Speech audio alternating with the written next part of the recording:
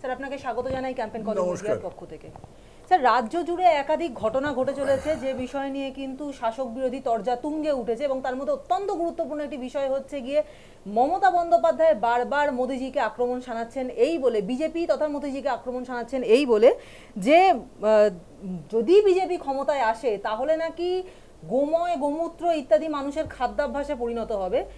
ইচ্ছা খুশি মতো বিজেপি নাকি এমন কিছু নিয়ম নির্ধারণ করবে যাতে সকালবেলা চায়ের সঙ্গে গোমূত্র পান করতে হবে এবং হয়তো ব্রেকফাস্ট বা লাঞ্চের সঙ্গে গোবর খেতে হবে। এই নিয়ে কি বলবেন? আপনি কি খাবেন লিখে দেবে সকালবেলায়, চা খাও, চায়ের সাথে গোমূত্র খাও। আপনি কি খাবেন লিখে দেবে দুপুরবেলায়, কি খাবে গোবরের সাথে কিছু মিশিয়ে খাও। সন্ধেবেলায় আপনি কি খাবেন সেটাও ওরা ঠিক করে দেবে। রাত্রিবেলায় আপনি ক ঘন্টা ঘুমোবেন সেটাও ওরা ঠিক করে দেবে। এগুলো হচ্ছে অ্যাবসার্ড কথা। অ্যাবসার্ড কথাটা ঠিক বাংলা প্রতিশব্দ নেই। অ্যাবসার্ড মানে হচ্ছে একটা অসম্ভব কথা আর কি। সূর্য আজকে পশ্চিম দিকে উঠলো বা পুকুরের জল ওই দিকে 2 ফুট উঁচু আছে, এরকম একটা কোনো কথা। এরকম কথা সাধারণত প্রকৃতিস্থ মানুষ বলেন না। মমতা ব্যানার্জি পোড় খাওয়া রাজনীতিক, বহুদিন মুখ্যমন্ত্রিত্ব করছেন। তিনি কি বিশ্বাস করেন বা তিনি কি আশা করেন যে জনতা বিশ্বাস করবে যে মোদি ক্ষমতায় এলে সকালবেলা চায়ের সাথে গোমূত্র খেতে হবে? এটা কি একটা সম্ভবপর কথা? কেউ কি সুস্থ মস্তিষ্কে এরকম হুকুম দিতে পারে বা এরকম করতে পারে, চাইতে পারে? তো পুরো দেশ উত্তাল হয়ে যাবে না এর বিরুদ্ধে? আসলে এগুলো হচ্ছে গিয়ে হতাশ নিরাশ বা হতাশ হবার সঙ্গে সঙ্গে একটা মরিয়া হবার মতন কথা। মরিয়া না হলে একজন পোড় খাওয়া রাজনীতিক এরকম অ্যাবসার্ড কথা বলতে পারেন না। এবং মমতাকে দেখে, তার আচার আচরণ চাল চলন দেখে এখন মনে হচ্ছে যে মমতা একেবারে শেষ সীমায় পৌঁছে গেছেন। তিনি নিশ্চিত হয়ে গেছেন যে তার ফল খুব খারাপ হবে, তার ফল খুব খারাপ হবে। এবং সেই জন্য এরকম মানে উন্মাদিনীর মতন কথা বলছেন। চায়ের সঙ্গে গোমূত্র খেতে হবে, এটা সম্ভবপর কথা? তাহলে উটের মূত্র কেন খেতে হবে না? মুসলমানদের তো উটের মূত্র খাবার বিধান আছে। আমার কাছে অন্তত 10টা ছবি আছে যে ক্যানে করে বা বোতলে করে উটের মূত্র বিক্রি হয়। উটের যথাস্থানে মুখ দিয়ে উটের মূত্র ঢকঢক করে খায়, এরকম ছবিও আছে। এগুলো তো কেউ বলছে না এবং এগুলো কেউ করেও না। আমার বিশ্বাস কোনো বাঙালি মুসলমান উটের মূত্র খাবেন না, কোনো বাঙালি হিন্দু গোমূত্র খাবেন না। তো এইসব বলছেন কেন? এইসব বলছেন তার কারণ মমতা খুব বিপদ অনুভব করছেন, ডেসপারেট হয়ে গেছেন। স্যার আপনি বলছেন বটে যে তিনি ডেসপারেট হয়ে গেছেন, তিনি বিপদ অনুভব করছেন, কিন্তু উত্তরবঙ্গ থেকে ভোটের প্রচার সেরে বেরোনোর সময় তার রীতিমতো তিনি আত্মবিশ্বাসী ছিলেন, কারণ তার বক্তব্য যে সেখানে নাকি মানুষ সাংঘাতিকভাবে সাড়া দিয়েছেন। এবং উত্তরবঙ্গ থেকে ফেরার পথে তিনি আত্মবিশ্বাসী হয়ে বলছেন যে বাংলায় নাকি 440 ভোল্টের ঝটকা খেতে চলেছে বিজেপি। 440 ভোল্ট কেন, 220 ভোল্টেও লোকে মারা যেতে পারে, এমনকি 110 ভোল্টেও মারা যেতে পারে। এগুলো ওর জানার কথা নয়, কিন্তু কোনো ঝটকা খেতে চলছে না আর কি। বিজেপির আগের বার যা ফল হয়েছিল এবার ফল তার চেয়ে ভালো হবে। এবং তর্কের খাতিরে ধরে নি যে বিজেপির ফল আশানুরূপ হবে না, তাহলেই বাকি। তাহলে তো পশ্চিমবঙ্গে যদি ফল ভালো না হয় তাহলে বাকি ভারতে কি হবে? এবং তার ফলে প্রধানমন্ত্রী কে হবেন? মোদি ছাড়া প্রধানমন্ত্রী কে হবেন? মমতা ব্যানার্জি প্রধানমন্ত্রী হবেন, রাহুল গান্ধী প্রধানমন্ত্রী হবেন, এম.কে. স্ট্যালিন প্রধানমন্ত্রী হবেন, উদ্ধব ঠাকরে প্রধানমন্ত্রী হবেন? কেউ হতে পারবেন না। নরেন্দ্র মোদী প্রধানমন্ত্রী হবেন। মমতা ব্যানার্জি একটা ভারতের মধ্যে একটা রাজ্যের, এবং যে রাজ্যে দেশের 8% লোক বাস করে সেই রাজ্যের মুখ্যমন্ত্রী। তিনি এসব কি কথা বলছেন? এগুলো তো কোনো সুস্থ মস্তিষ্কের ঠান্ডা মাথার কথা নয়। এগুলো হচ্ছে জনতাকে খেপাবার কথা, এবং এমন একটা বললাম অ্যাবসার্ড কথা যাতে জনতা খেপবে না। জনতা ওই কি বলছে মুখ্যমন্ত্রী, এ কি মাথা ব্যথা ঠিক আছে নাকি? এই হচ্ছে ঘটনা।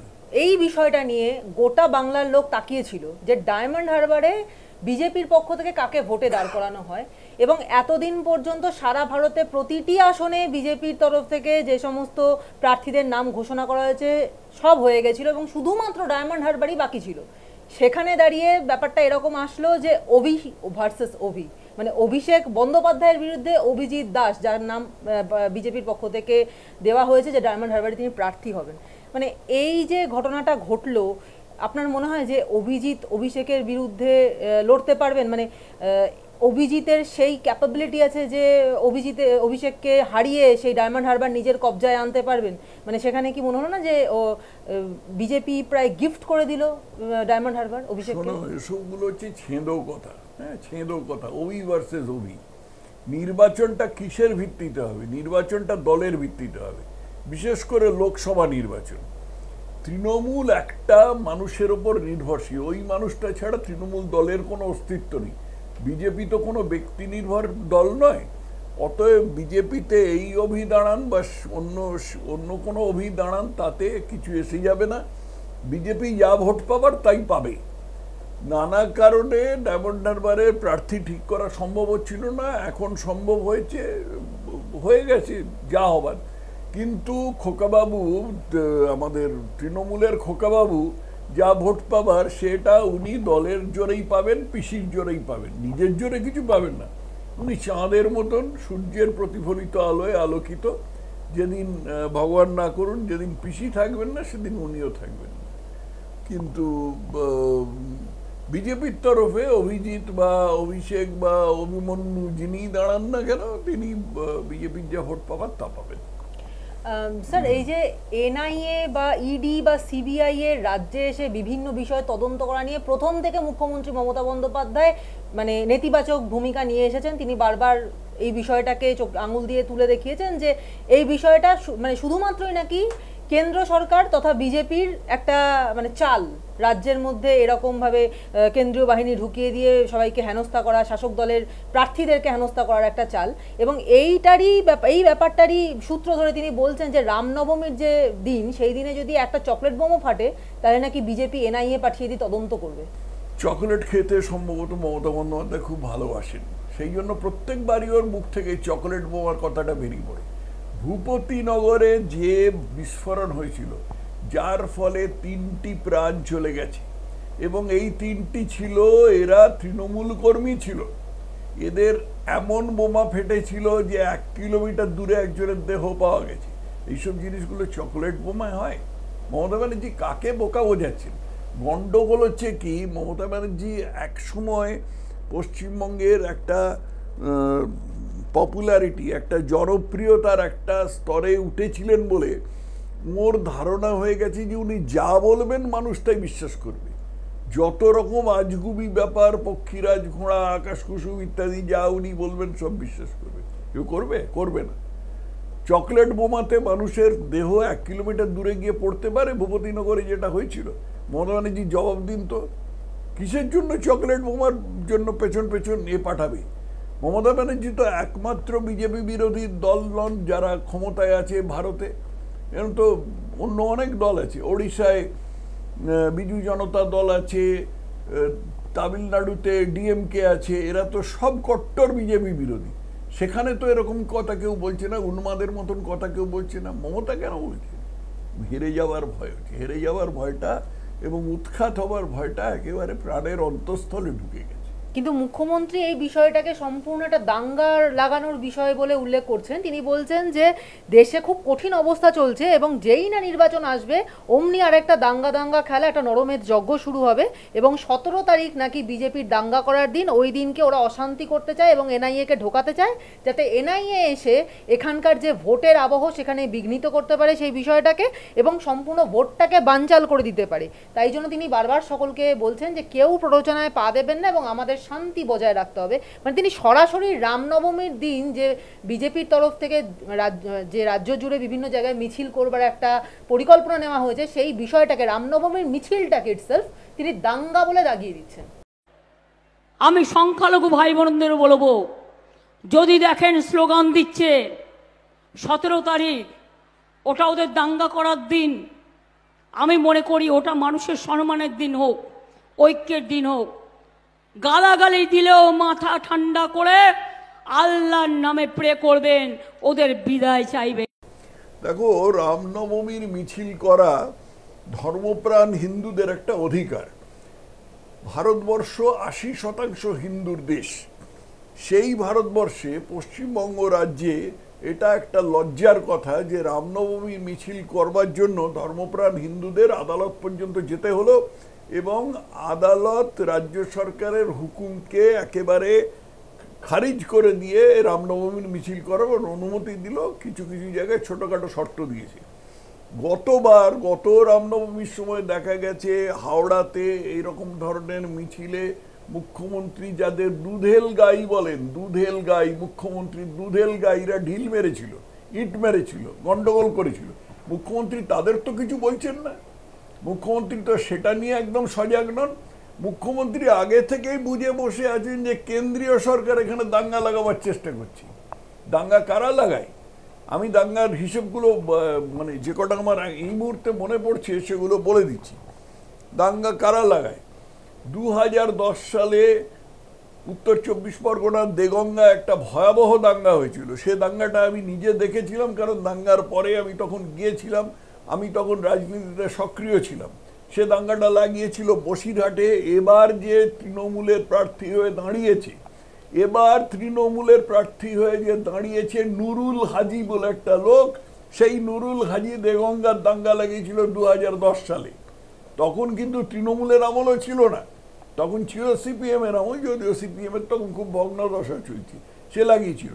তারপরে দাঙ্গা হয়েছে হাজিনগর, নৈহাটির কাছে হাজিনগরে দাঙ্গা হয়েছে, ফলতার কাছে উস্থিতে দাঙ্গা হয়েছে, কালিয়াচকে, মালদার কালিয়াচকে দাঙ্গা হয়েছে, বসিরহাটের কাছে বাদুড়িয়ায় দাঙ্গা হয়েছে, আরো প্রচুর দাঙ্গা হয়েছে। এগুলো সম্বন্ধে মমতাকে জবাবদিহি করতে হবে না? দাঙ্গা এই দলই লাগাক বা ওই দলই লাগাক, দুটোর দায়িত্বই তো মমতার দলের। দুটোর দায়িত্ব। বিজেপি তো এসে এখানে দাঙ্গা আটকাবে না, আটকাবেন তো মমতাই, মমতার পুলিশ দপ্তর। ব্যাপার হচ্ছে কি যে মমতার পুলিশ দপ্তরে এতটা রাজনীতিকরণ হয়ে গেছে যে, এবং তারা এতটাই ডিস্পিরিটেড, ডিমোরালাইজড, মানে মনোবলহীন, যে তাদের দিয়ে মমতা কিছু করবার ভরসা পান না। মমতা একমাত্র তাদের দিয়ে নির্দোষ লোকের বিরুদ্ধে কেস লাগাতে পারেন। সেই জন্য মমতা আগে থেকে চেঁচাতে আরম্ভ করেছেন যে আমার লোক দাঙ্গা লাগাবে, কিন্তু দোষ আমার লোকের হবে না। কারণ আমি আগে থেকে বলে দিয়েছি বিজেপি 17 তারিখে দাঙ্গা লাগাবে। আমি আগে থেকে বলে দিয়েছি, তোমরা আমাকে দোষ দিতে পারবে না। আমার লোক দাঙ্গা লাগালে কি হবে? আমি বলে দিয়েছি দাঙ্গা বিজেপি লাগাচ্ছে। স্যার, আপনি একটু আগে যে বিষয়টা বললেন যে কলকাতায় একটা রামনবমীর মিছিলের জন্য হাইকোর্টের কাছ থেকে পারমিশন নিতে হচ্ছে, যেটা কিন্তু কখনো দেখা যায়নি যে রেড রোড জুড়ে যখন ইসলাম ধর্মাবলম্বীদের যখন নামাজ পড়া হয় তার জন্য কোনোদিন কলকাতা হাইকোর্টের পারমিশন নিতে হচ্ছে এমন খবর কোনোদিন শোনা যায়নি। কিন্তু রামনবমীর মিছিলের জন্য পারমিশন নিতে হয়, এবং রাজ্যের মুখ্যমন্ত্রী, যেখানে আমাদের একটা সর্বধর্ম সমন্বয় আমাদের দেশে হয়, সেইখানে দাঁড়িয়ে রাজ্যের মুখ্যমন্ত্রীকে সবসময় দেখা যায় যে কোনো মানে হিন্দু ধর্মাবলম্বীদের কোনো অনুষ্ঠান হলেই তিনি একটা এরকমভাবে কোনো একটা প্রশ্ন তুলে দেন। সেরকমভাবেই তিনি এই রামনবমীর মিছিলে যে দাঙ্গা লাগানোর কথাটা বলছেন, সেটা আপনার কি মনে হয় কোনো রকমভাবে দাঙ্গা লাগতে পারে বা এরকম কোনো হিংসাত্মক ঘটনা বিজেপির পক্ষ থেকে ঘটানো সম্ভব?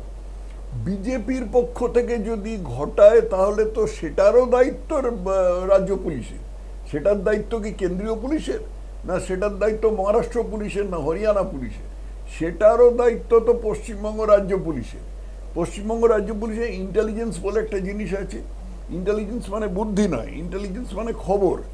রাজ্য পুলিশ সাধারণত খবর রাখে যে কোথায় দাঙ্গা হতে যাচ্ছে, কে দাঙ্গা করতে পারে।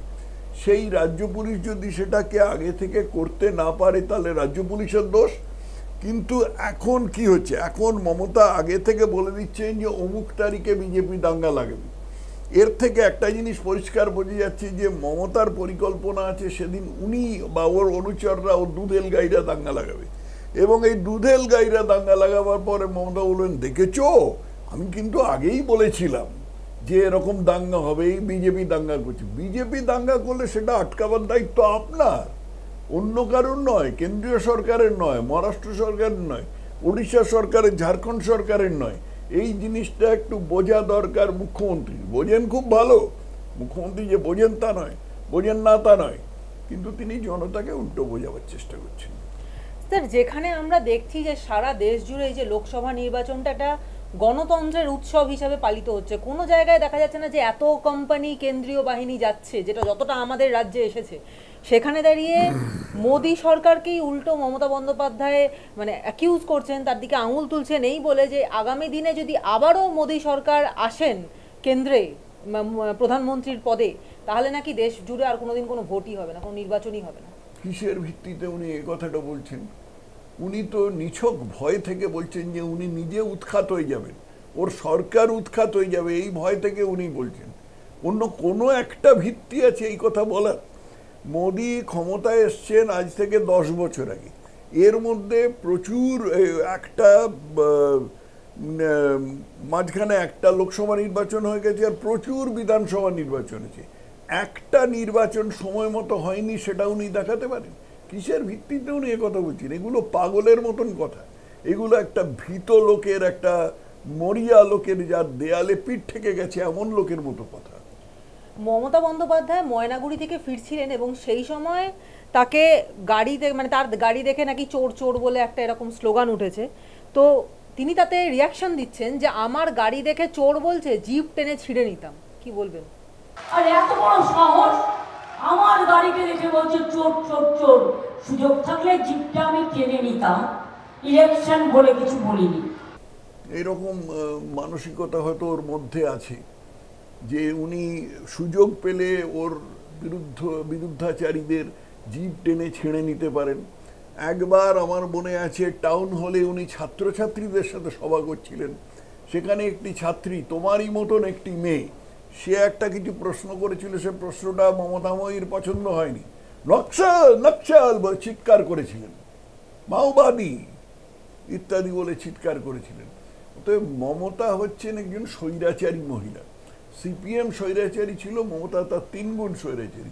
সিপিএম পার্টি হিসেবে স্বৈরাচার করত, আর মমতা ব্যক্তি হিসেবে স্বৈরাচার করেন। এইটাই হচ্ছে ব্যাপার। স্যার, সি ভোটার বলছে যে বিজেপি 20টা আসন পাবে এবং তৃণমূল 20টা আসন পাবে। আপনার চিন্তা ভাবনায় কি মনে হয় যে এটা কি ঠিক, নাকি এর চেয়ে বেশি কিছু কম বেশি? দেখো, এগুলো ভবিষ্যৎবাণীগুলো আমি করি না সাধারণত, কটা কে আসন পাবে, কারণ এর মধ্যে বহু ব্যাপার জড়িয়ে আছে, বহু চিন্তা ভাবনা জড়িয়ে আছে। আজ থেকে ভোটের যে সময় আসবে তার মধ্যে অনেক ঘটনা ঘটতে পারে, কিছু কিছু ঘটনা ঘটেও গেছে, অতএব সেরকম ভাবে কিছু বলা যাবে না কে কটা আসন পাবে। তবে আমি একটা বিষয়ে নিশ্চিন্ত, গোড়া থেকে আমি সেটা বলে আসছি, নিশ্চিন্ত এবং নিশ্চিত, যে বিজেপি আগের বার লোকসভায় 18টা আসন পেয়েছিল, এবার তার চেয়ে বেশ কিছু বেশি আসন পাবে। স্যার, একটা শেষ প্রশ্ন করছি, সেটা হচ্ছে যে মমতা বন্দ্যোপাধ্যায় বলছেন যে ইভিএম এর চিপ সেটা কে তৈরি করেছে, তার জন্য তো ইলেকশন কমিশন এখনো পর্যন্ত কোনো উত্তর দিতে পারেনি। তিনি বলছেন যে আমরা চেয়েছিলাম ব্যালটে ভোট হোক, কিন্তু এই যে ব্যালটে ভোট হওয়া নিয়ে তার যে দাবিটা, সেটা ইলেকশন কমিশন থেকে মানা হয়নি, এবং এর বাইরে তিনি বলছেন যে অনেকেই কিন্তু ইলেকশন কমিশনের কাছ থেকে একাধিক প্রশ্নের উত্তর চেয়েছে, কিন্তু কমিশন কোনো উত্তর দিতে পারছে না। ওনার যে দাবি, উনি যেটা বলছেন, সেটার সঙ্গে আপনি সহমত? না না, এ তো জানা আছে তো কে ইভিএম তৈরি করছে। ইভিএম ইসি তৈরি করে, ইলেকট্রনিক্স কর্পোরেশন অফ ইন্ডিয়া আর ভারত ইলেকট্রনিক্স তৈরি করে, দুটোই সরকারি সংস্থা। এটা তো না জানার কোনো কথা নয়। আর চিপ ব্যাপারটা কি মমতায় জানেন? চিপ জিনিসটা কি, চিপে কি হয়, কি পটেটো চিপসের মতন কেউ খায় না মাথায় দেয়, এটা কি জানেন উনি? উনি জানেন না। কেন ওটা বাদ দিয়ে পেপার ব্যালট হবে?